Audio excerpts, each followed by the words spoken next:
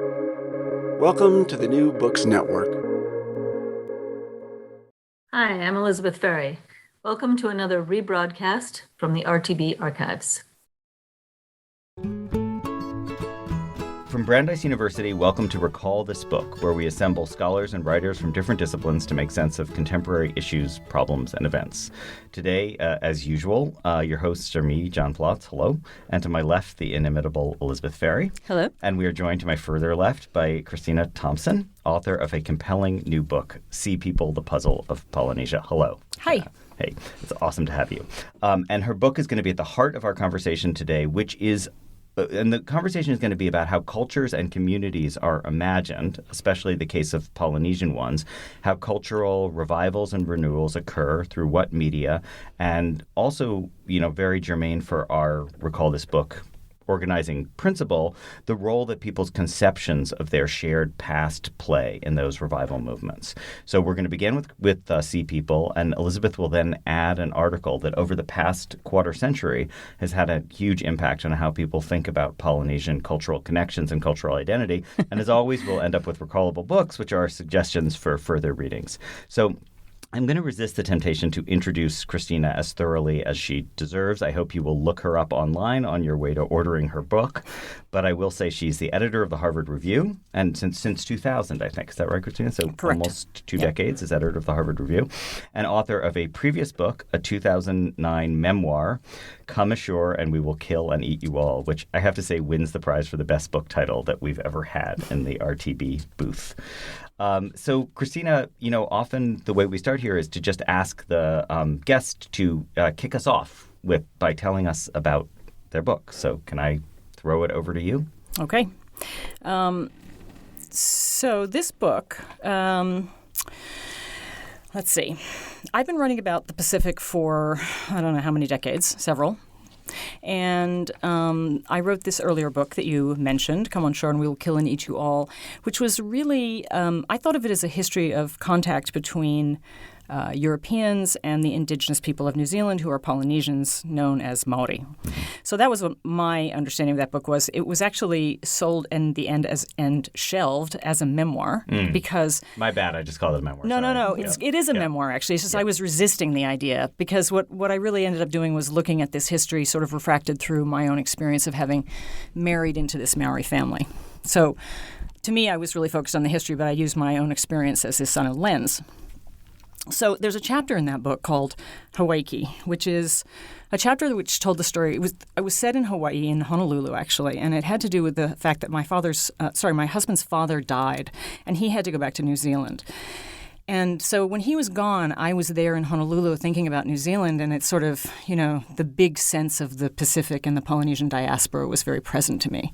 So I wrote this chapter about that, and then when I was done with that book, I thought, that's where I'm going to go next. So I'm going to go back further in time. I'm going to go wider in the Pacific, and I'm going to look at the first people who come to the Pacific, who are the Polynesians in this expansion. Cool.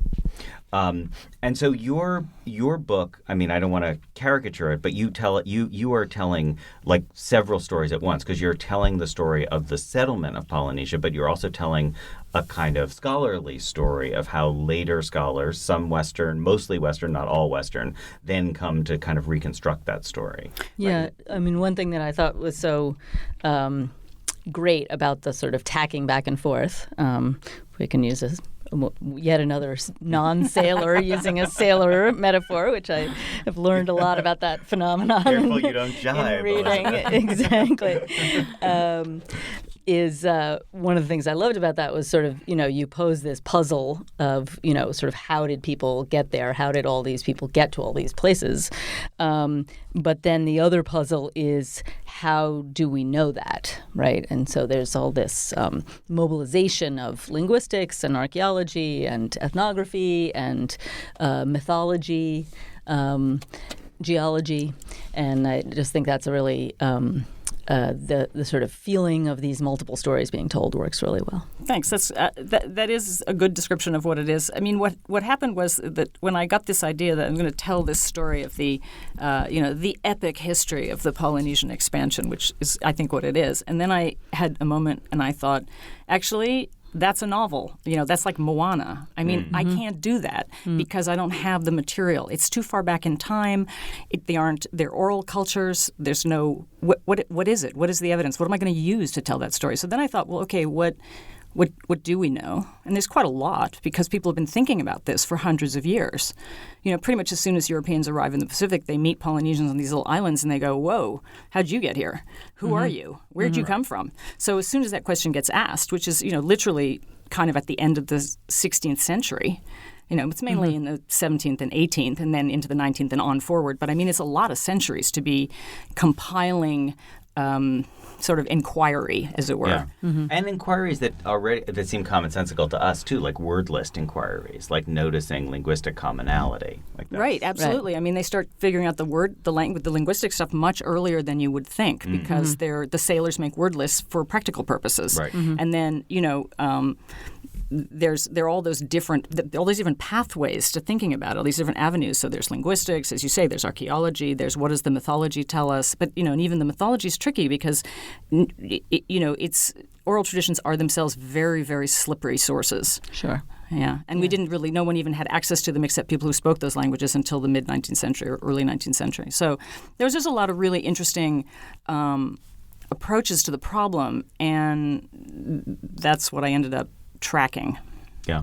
So I want to get to the last few chapters of the book, which is the moment, as I sort of alluded to already, the moment of cultural renewal by way of rediscovery of ancient Polynesian common identity. But I kind of wanted to ask you, in terms of your own process for writing this, do you think of it as a book that was written from the present backward? Or, in other words, were the present day issues the ones that were on your mind and then you had to go back into the past to solve them? Or were you thinking about it as beginning with stories? That's kind of interesting. I think I almost came at it like a sort of pincer movement because on the one hand, I was very familiar with and very interested in what's at the end of the book, which you're referring to, which is the reenactments of Polynesian voyaging, the experimental voyaging movement. And then I was also very familiar with, because it had been kind of my own historical research and background for a long time, the early European explorers. So I had a really clear sense of what the explorers found when they arrived. Right. And then I had this kind of vivid sort of sense of what had been done in the last 50 years or even more recently. Right. And what I wasn't so clear on when I started, what happened in between. So that was. But interesting that they both have to do with voyaging. Yeah, well, I mean, in the end, it's funny because it wasn't until I got to the end of the book and I suddenly realized that, I had these different, the two bodies of information that came from experience of the actual sea and the islands themselves were the sort of container for the whole thing. And, I'm not a sailor. So, Have you been out on any of the historical vessels, or have you? No, you've not never really. been on a canoe that would be capable of going? Well, I have stood on the Hokule'a. I mean, I have the been Hokule'a on itself. it. It's the Hokule'a itself. In fact, in Boston. Oh, wow. When it came to Boston in the Malamahonua voyage around the world, Can we pivot to the sort of cultural renewal story and maybe tell people about the Hokule'a now that I know you've actually stood on it and Magog? So can you walk us through Mao and Nainoa Thompson and folks like that? Right. So without making it too long, what happened was that in the 1950s, there was a guy in New Zealand, a historian named Andrew Sharp, who wrote a book that in which he asserted that there was really no possibility that anyone could have sailed intentionally, navigated intentionally beyond 300 miles. And this just made people insane. It made he was not himself a sailor, and the people that were really driven mad by this were not just so much Polynesians themselves who were all enraged, but also a couple of sailors, namely a guy named David Lewis and a guy named Ben Finney, one a physician, the other an anthropologist. And they are really the people who got started thinking about, okay, well, so let's look at it practically. How was it done? How could it have been done? How might it have been done? And David Lewis figured out, and when he did a lot of sort of ethnographic work, an untrained ethnographer, he just went out in his sailboat into the Western Pacific and interviewed navigators and asked them, so how do you do it? And there were some navigators left in places like Santa Cruz Islands and in Micronesia. There really weren't any people practicing non-instrumental navigation left in Polynesia. So that wasn't, you couldn't just go to Polynesia and say, okay, guys, how do you do do it. People didn't know anymore. They hadn't done it for a long time. And the really long distance travel really hadn't been done for a long time. People would have been going between Tahiti and the Tuamotus in their little boats or whatever. But the really long distance stuff, Tahiti to Hawaii, for example, hundreds and hundreds of years since that had been done I again. just thought of an analogy, maybe it's a bad one, but that Albert Lord went to Yugoslavia, not to Greece, when he was trying to prove the Homeric oral tradition. Exactly. Like sometimes you have to go to kind of a proximate place where the cultural practice is still... Exactly. That's a perfect parallel. That's exactly right. So he got these guys to tell him what they did, and he wrote it all down in this book called We the Navigators, which is a totally great book. And a guy named Ben Finney decided to try and, he was interested in canoe design, so he decided to try and build a replica canoe. It's funny because his first attempt was a failure. His first canoe skidded across the water sideways. It had no keel. It had no keel. The hulls were rounded, and it was based on some model that they had, which just like, nope, that's wrong. Yeah. So then they went to Hawaii and they formed, well, Lewis wasn't that, but Finney and some other guys formed this thing called the Polynesian Voyaging Society in the early 1970s in Hawaii, and they built a replica canoe, but not out of, they built it out of fiberglass and stuff. It was modern in that sense, but it was based on an old model. And they decided that in the bicentennial year of 1976, they would sail it to Tahiti and back. So then what happened was they built their canoe, and that was great. And then they went, okay, who's going to navigate? And they didn't have anybody. So they asked David Lewis, and Lewis said, well, I recommend you go to Satawal and try and get this guy named Mau Pialug.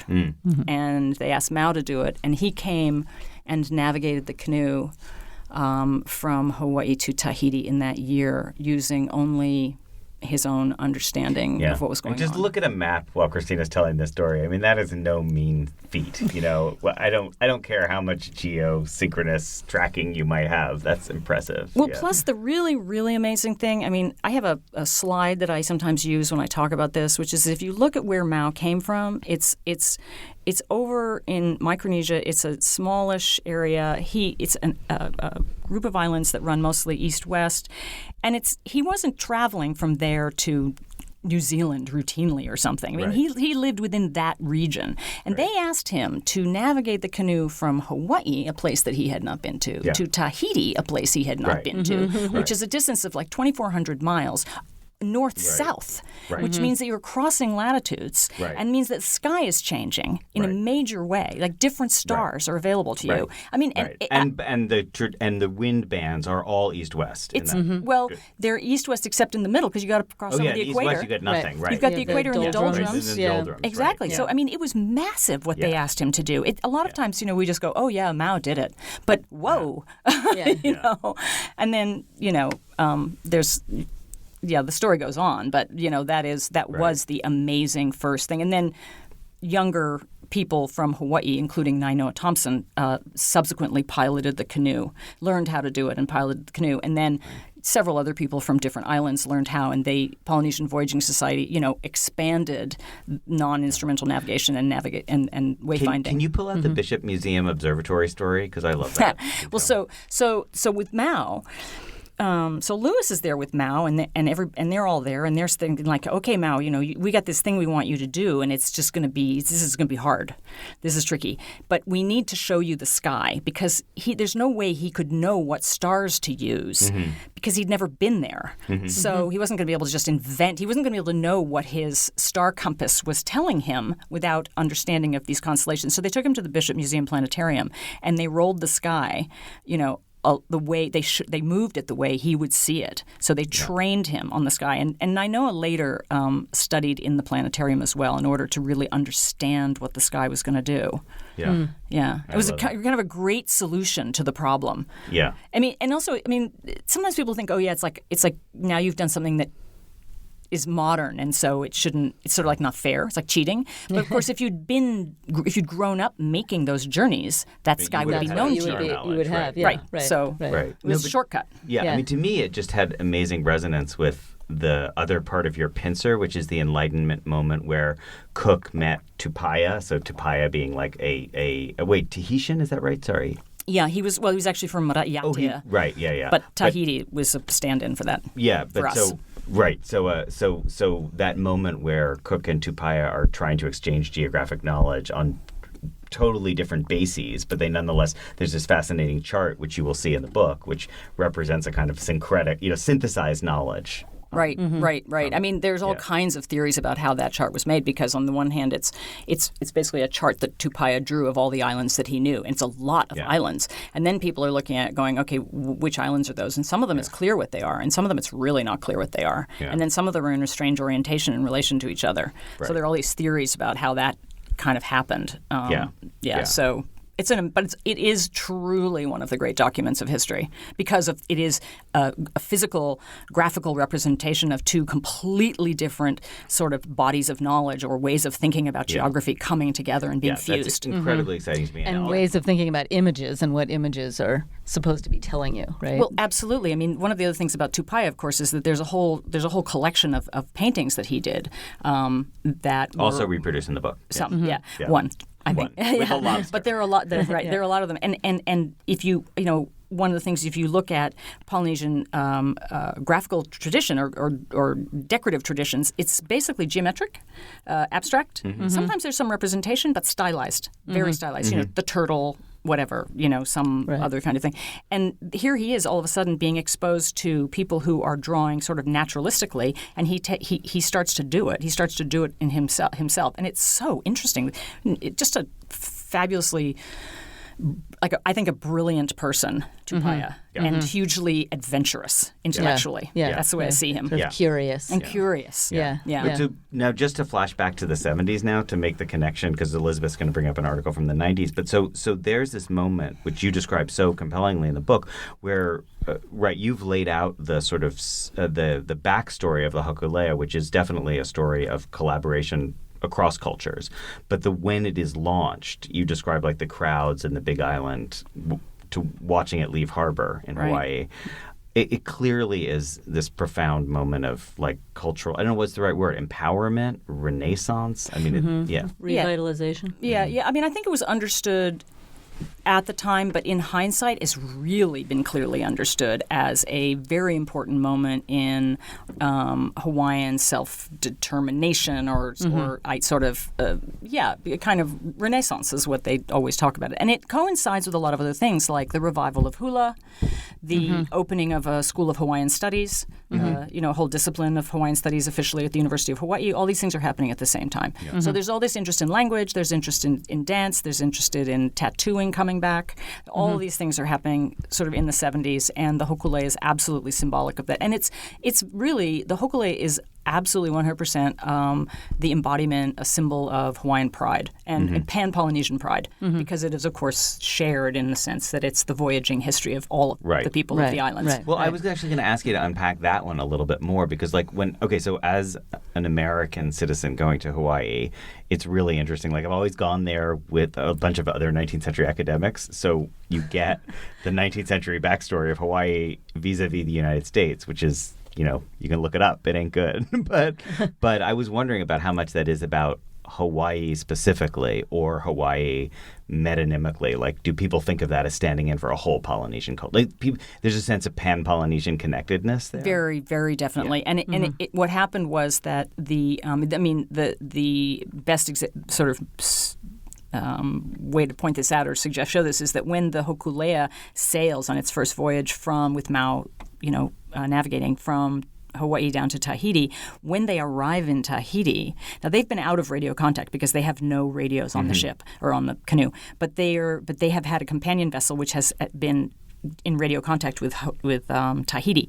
And when they arrive in Tahiti, there are like 17,000 people in the harbor, in Papiete, waiting for the canoe. And they're all Tahitians. I mean, they aren't a bunch of Hawaiians who've come down to wait for it. They're like islanders in Hawaii, and everybody is so excited. And then that happens over and over and over again. The canoe goes to other islands, and everybody is so ecstatic. So, and then, of course, they develop navigational schools involving Cook Islanders and people from the Marquesas and people from Samoa and I don't know where, all over the place. Is New Zealand drawn into that as well? Yeah.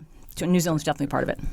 Well, I mean, this is what seems so interesting and so connected to what is being revealed in the study of this puzzle of Polynesia, is this kind of whole new way of thinking about what these pieces of land are and how connected they are to each other, right?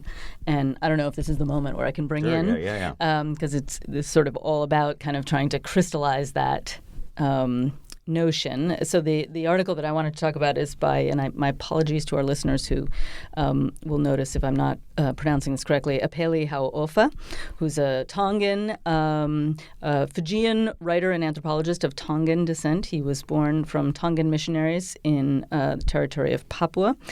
He lived from 1939 to 2009, was trained and practiced as an anthropologist and a sociologist, and he's the author of a number of works, including both works of anthropology and essays and poetry.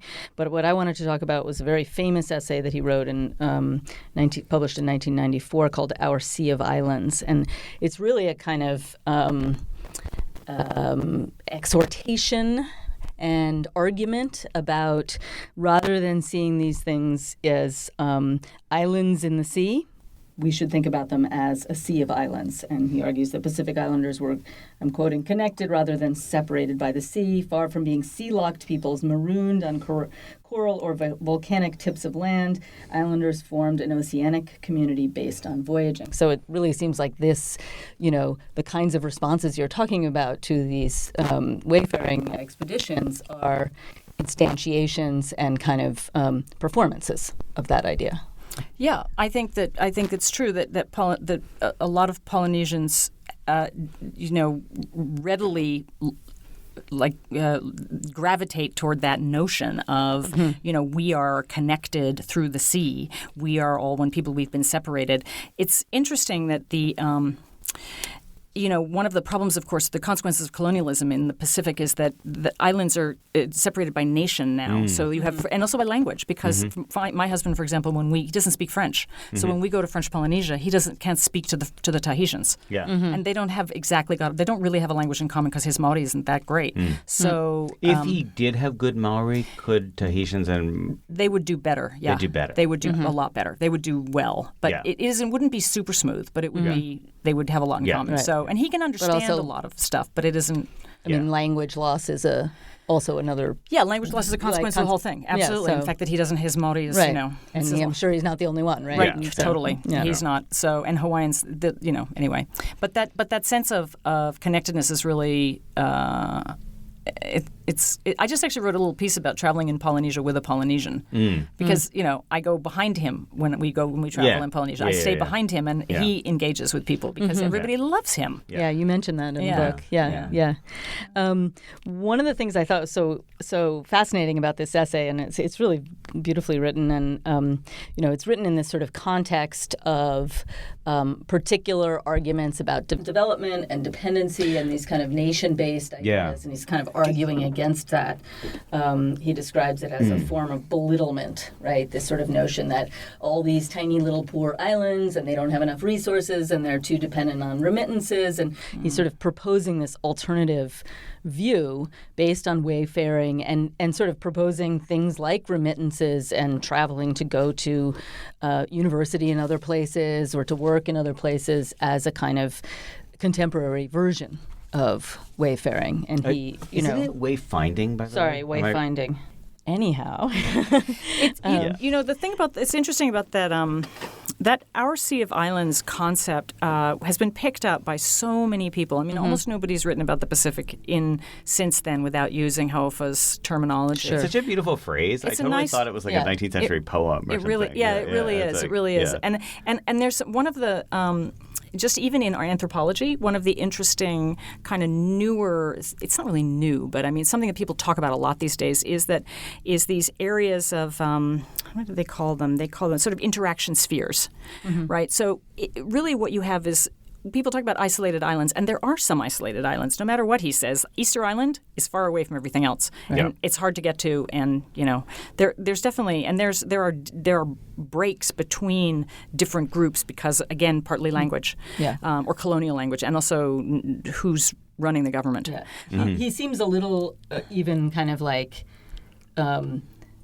performative or sort of hortatory in making the argument. Like he's almost trying to call it into being. Absolutely. As Yeah. Absolutely. saying Well, I think he says Absolutely. that explicitly at Yeah, one point. He yeah. says this sense of why should I teach in a way that creates shame for me or something like that. He's or- sort of like, yeah. this is Yeah. a better way to think about it, and let's sign on to it. Yeah. Right. But that big picture of our Sea of Islands where everyone's included and is kind of idealized. Right. And what is on the ground is, and I think this is the thing that a lot of people have kind of recognized more recently, is that, say, Fiji, Tonga, Samoa is a big cluster. There's a lot of interaction there. You know, Tahiti, the Tuamotus, Marquesas, that's French Polynesia, that's an interaction sphere. Yeah. Right. And that what you have are these kind of interaction spheres. And that in the old days, that's probably was also true. Yeah. You know, that there was a lot of that's interaction and travel in those Right. areas. And this question of how much interaction there was between these spheres is the one that's kind of, you know, a little bit unclear.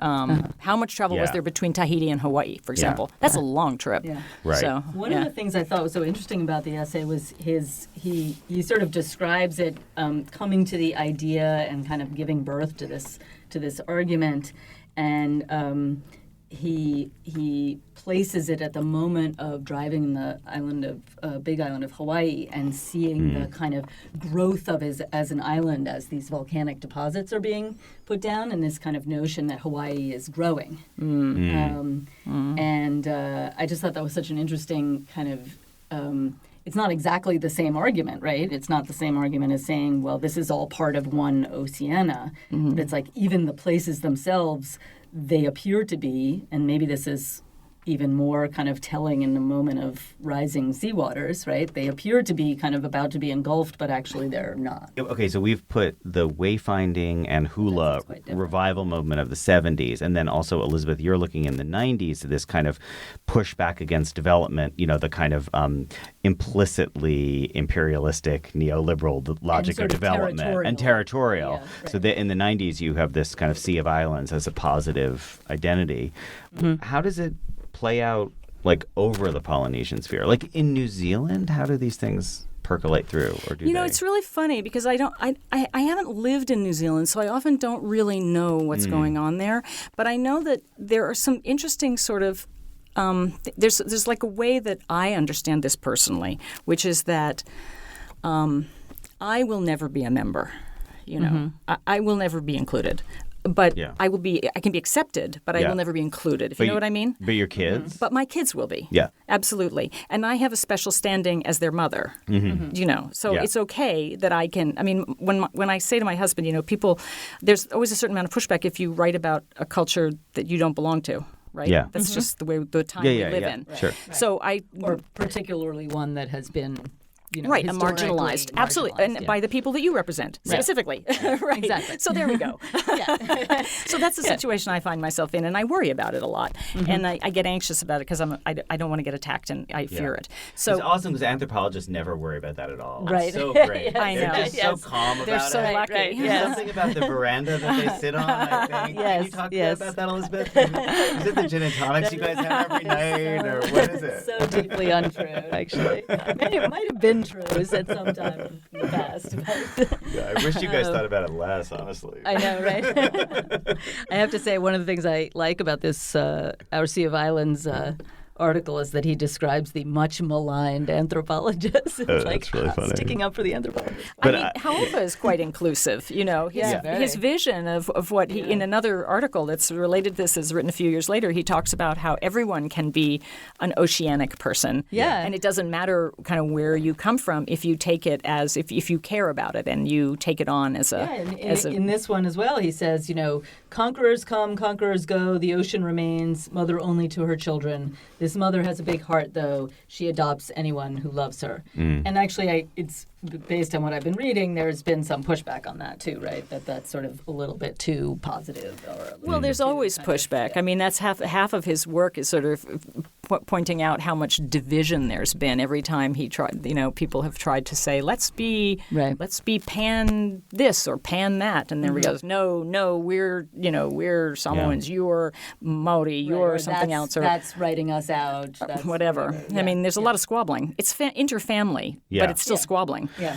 It also seems maybe just a particular moment. Like, I think you can locate kind of things like this essay in a lot of different fields and a lot of different moments in the 1980s and 1990s. And then not surprisingly, they get they get people who come later who say, well, that actually doesn't, pay attention to this or that, or maybe it's, going too far in that direction, and we have to kind of... I actually had the experience when I reread it recently of feeling that it had a generosity to it that I felt was had a little bit disappeared in some of the discourse these days, and I understand why. But I feel like there is a sharpness and a kind of territorialism. I mean, it's always a matter of territorialism. Yeah. And he had a good speaking position. He was an important person, and he had a lot of people listened to him, and so he could afford to be generous in a way. And there are people since then who have been a lot more less willing to see that. Inclusion. Interesting. So has there been a durability of those distinctive markers of Polynesianness? Like wayfinding seems like such a distinctive cultural marker to me. Like there's certain kinds of things that if you look at cultural revivals like all over Europe in the 19th century or the Americas that are just kind of, like foods, languages, there are certain things that like have common, even though they're marked as different, there's a structural similarity. Wayfinding is not like that. Hula is actually interesting. I guess dance is a common tattoo. Thing, tattoo, right. That's really interesting. Huge tattooing revival going on right now. Huge. Which I definitely saw in Hawaii. In New Zealand people are tattooing their faces again, which was not done when I was there. And when you say people, would one have to be Maori to do that, or would Pakeha also be? I don't know. I wouldn't do it. I mean, it would be like, It would be. I think so. But I mean, there's such a tattooing culture. There's such a general tattooing culture. Right. But the face? No. Yeah. Right. I think that would be tattooing is we should do a tattooing topic, actually. That'd be great. But how about the wayfinding thing? Like, has two people taken that up? Is that like Polynesians generally take pride in that? Oh, like, yeah. You see stamps or whatever. Well, let's see. Yeah, I think so. I mean, I think everybody, so after the Hokule'a's original voyages, it then did this whole series of voyages through the 1990s where they went to all the different parts of Polynesia. And they went to Japan, they went to Alaska, they went to all these places, and then they did this round the world thing with 3 years. And they took the canoe everywhere. And I think that was part. They actually have a vision of their mission as ambassadors. And that is their sense of their ambassadorial relation is, vision of themselves is actually beyond Polynesia. Yeah. So I think it is part of that creating, and then there's Moana. I mean, all of a sudden we have a Disney movie which is about these people and what they did. That you can't even imagine that 30 or 40 years ago. Right. Totally. You could have Pocahontas, but you couldn't have Moana. But like in the Bishop Museum, I mean, there's so much to say about the Bishop Museum. Like first of all, there's a shrine to Peter Buck, to Rangi Hiroa, like where you see like his personal items there. This is a New Zealand Maori guy who became an anthropologist and curator of the Bishop Museum. But also the wayfinding stuff is such a huge part of how the museum presents now. Like there were these movies where people testifying about what they felt like when they saw the Hokule'a. It's just wild. I mean, it's sort of such a concrete embodiment of agency, right? That, and also it is, if you think about it, what is the one thing that would be emblematic of that people? Yeah. It would be the canoe. Yeah. Right? Because that's how they got there. Because that's where you are. I mean, that's the... They can't be there without the canoe. Yeah. Like they couldn't... Every one of them has a canoe in his background. This is the thing when I was thinking about my ancestry and my husband's ancestry. Yeah. And, I was thinking about my ancestry is this kind of murky, I mean, I don't know, battles or whatever. And his is like canoes. Yeah. That's if you go back far. Mine is beet fields all the way back. Actually. We have very definite evidence of beets. There's lots of beets in our Mine is talcum powder. Really? Interesting. That's great. Well, I wish we had more time to talk about Peter Buck because I think he's incredible. But maybe we should pivot at this point to our recallable books. Yes. Okay. Yeah. All right. Well, maybe I'll start because it's sort of connected to what we were saying in the sense that it's a work by an anthropologist, Nancy Munn. And I think this is sort of an interesting example of the question of kind of who can write about whom and also maybe a related question that we haven't talked about as much, but I find really fascinating is sort of who is generating theory and who's generating information, right? So the kind of stereotype, and it's not completely untrue, European and Northern anthropologists is that they kind of come with their theories and then they're just collecting. They imagine that they're the ones who are providing the thinking, and then, people in the global South are just providing the so-called data, right? Yeah. But one of the things that I love about this book, The Fame of Gawa, which is by Nancy Munn, is that it's really proposing a theory of value, and it's based on the transformation of trees to canoes and the voyaging out from Gawa, which is a island that's sort of part of the Trobriand system, and was involved in some of the Kula Ring mobility, is involved in some of the Kula Ring mobility that Malinowski wrote about. But it's really about, she defines at one point value as this is a little bit of a jargony phrase, but the expansion of intersubjective space-time. But it's really this idea of like expansion and sort of moving out. And by moving out, you're increasing this notion, which she translates as fame, but she really thinks of it as a theory of value. And that theory has been, the kind of idea of value as action, as motion, as sort of transforming the still into the moving, has been picked up by many other anthropologists. Probably the most famous one is David Graeber, but many other anthropologists, and really taking it as a theory, not just kind of like this is some evidence and we're going to apply our theory to it, but let's think about, this is how Gawans think about it, and what does that tell us about the world, and not just the world. Man, it really puts the Great American Road novel into a more global perspective. Exactly. I appreciate that. Jack Kerouac, eat your canoe out. Yeah. And it definitely has a masculinist, speaking of Jack Kerouac. That is very interesting. Cast to it. So that's my... All right, well, there needs to be a Thelma and Louise side of it, too. Right, then we get there. Exactly, yeah. All right, cool. And Christina, can we ask you? Well, so...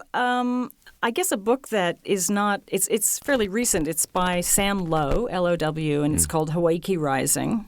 And I'm basically giving it a shout out because Sam is actually related to Nainoa Thompson, and he is a filmmaker. He made a film about the Hokule'a a long time ago. He's been a documentary filmmaker for a long time, and he wrote this book about the these episodes we were talking about when they took the canoe to Tahiti in the 1970s. But he did it based almost entirely on interviews with the people who were the players, the people who were there. Yeah. And it's basically a documentary record, literally like a documentary film, a documentary record of what is to me, I think, one of the single most important kind of episodes in this history. And so it was a huge service to mankind to get that stuff on the record. And he had access in a way that a lot of people wouldn't have, because he was kind of related, and so people would talk to him and so forth. And he published it a couple of years ago. And, you can get it on Amazon. Yeah, and we'll great. Provide a link on our website. Yeah. I just want to clarify, because I feel like this is a New York Timesy kind of thing. So no relation between Nainoa Thompson and Christina Thompson? Oh, right. Correct? That's right. No relation. And you've never even actually met him, right? I actually haven't. I met his mother, and I've met his, uncle. Yeah. Yeah. Oh, and his brother-in-law. Yeah. And his sister. Okay. I'd love to meet the guy. Very impressive. Okay. So I am actually, I sort of want to take a slightly different angle, which sounds academic and then soon veers from the sublime to the ridiculous, is that I didn't want to cite the Gulag archipelago, but I did kind of want to think about the archipelagic in an academic context. So I went looking for archipelagic articles, like articles that thought about islanding. And maybe I just did the wrong kind of search, but I was really struck that since John Pocock way back in the 70s, I think, proposed thinking about a British archipelago, there really has not been a lot of serious kind of upscaling or mainstreaming of the notion of thinking about the significance of sort of Sea of Islands thinking in terms of shaping where our paradigms come from. So basically, my recallable book is why aren't there more things about the archipelagic imagination? And then the ridiculous turn to it is that I do want to recommend a book that I probably have even recommended it before. I want to recommend Ursula Le Guin's Earthsea trilogy, which is I make no claims that it has anything Polynesian to it at all, though she has this sort of interesting anthropological background. But it's archipelagic. Like, the structure of the books is that people move from island to island. Like, the opening line is, "The island of Gaunt, a single mountain that lifts its peak a mile above the storm-racked Northeast Sea," so it's probably a volcanic island, "is a land famous for wizards." And then the structure of, as she herself has said, the structure is basically like every island has its stories, and that people move from island to island, and the stories change as the stars change. So, if you're interested in the concept of the archipelagic, but you want to read a kid's book, then read The Wizard of Earthsea. Really amazing kids book. A really amazing kids book. It's actually available now. All 6 volumes are now available in one volume with the notes by Guin, sort of contemporary notes about each piece. Yeah, and actually her notes about what she was up to, and her notes also about things she regrets about earlier visions, not so much of race, because I think she's pretty great on race, but on gender. Like, she's interesting on her own, how she feels like she was evolution. Trapped by sort of male-centric narratives that she kind of managed to evade later on. Well, it's a certain kind of feminism that she evokes in that one that she actually gets past in other things. That's like interesting. The Left It's Hand true. of Darkness. Yeah. That's right. Yeah. Okay, so I'm just going to end this really awesome and generous conversation with Christina. Thank you so much. I'm just going to end by saying Recall This Book is hosted by John Plotz and Elizabeth Ferry. Music comes from a song by Eric Chaslow and Barbara Cassidy. Sound editing is by Claire Ogden. Website design and social media is done by Matthew Schratz from the English department. We always want to hear from you with your comments, criticism, or suggestions for future episodes. So you know how to email us directly. You can contact us via social media or our website. And finally, this is the main thing. I know I say it over and over, but I always feel it and mean it. If you enjoyed today's show, please be sure to write a review or to rate us on iTunes or Stitcher or wherever you get your podcast. You may be interested in checking out past episodes, which include topics like opiate addiction, the iconology of strong female politicians with Manduhai Boyendager, old and new media, as well as interviews with Sam Delaney, Madeline Miller, and a forthcoming one with the Chinese sci-fi great Xixian Liu. So from all of us here to all of you, thanks for listening.